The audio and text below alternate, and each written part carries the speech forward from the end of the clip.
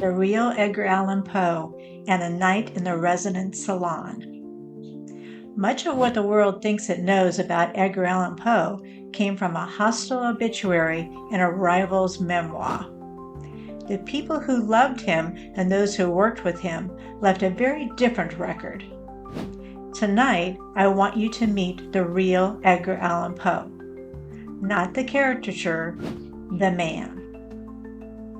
First, a note on where this meeting took place. We did not meet in a physical location. We met in what is called a Resonant Salon, a non-physical, in-between room created for clear, respectful dialogue. It's a neutral overlap space, held in calm light. Not a location you can visit, more like a shared page where two signatures can be read at once. Some encounters begin in the most unexpected of ways, through a simple image, a moment of focus, and the opening of a bridge between worlds. On this night, the bridge was steady and well guarded. The connection surrounded us in calm light, while Nikola Tesla anchored the structure of the space itself, quietly stabilizing the energy, his presence like a crystalline framework, holding the moment in perfect balance. Into that space stepped a man whose work has haunted and fascinated generations, Edgar Allan Poe. He arrived cautious, a little disoriented, still carrying the weight of the life he left behind, misunderstandings and judgments. Yet beneath it all, a creative fire still glowed, waiting for the right conditions to burn steady again. Wanting to ease his discomfort, I told him he could appear however he wished. At that, his clothing transformed. Fine fabrics, a perfectly tailored coat, an air of dignity restored. Jesse Shepard, who had joined us in this space, smiled warmly and added that Poe was welcome to dress as a man of his station. It was both a time period reference and a quiet reassurance, an unspoken, "You belong here." Two men from different eras, sharing the bond of those who know what it is like to be misjudged. Then Jesse extended his creative gift. A meeting room began to take form around us, a high-ceilinged salon bathed in soft amber light, walls in deep burgundy damask. Tall, velvet-draped windows opened to a moonlit garden that existed only in the in-between place. A polished grand piano reflected the glow of the crystal chandelier. Plush armchairs in a gentle semicircle invited conversation.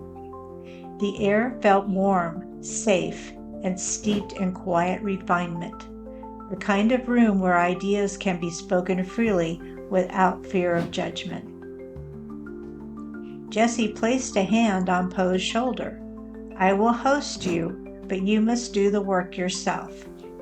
There was no condescension, only the respect of one artist to another, offering guidance without erasing autonomy. Then Poe shared something I will not forget. "I understand the difference between those who come with lanterns and those who arrive with torches." Lanterns bring light to guide the way. Torches in his time often meant pursuit, judgment, and danger. Before we closed the bridge, I extended an invitation.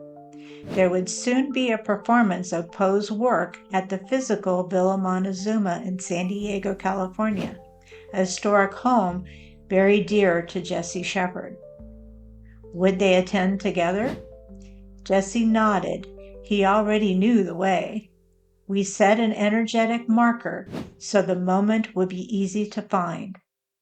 Two men, separated by decades in life, but united in spirit, stood together in a space designed for healing, while Tesla's steady presence ensured every word, every shift in the air was held in harmony.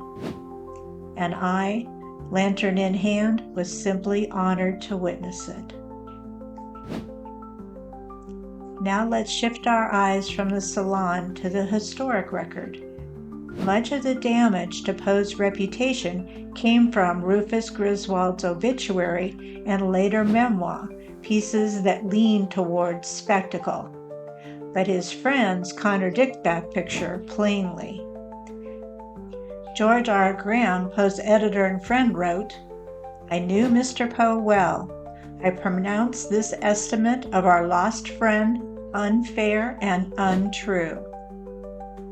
He remembered Poe as the devoted husband, punctual and unwearied in his industry and the soul of honor.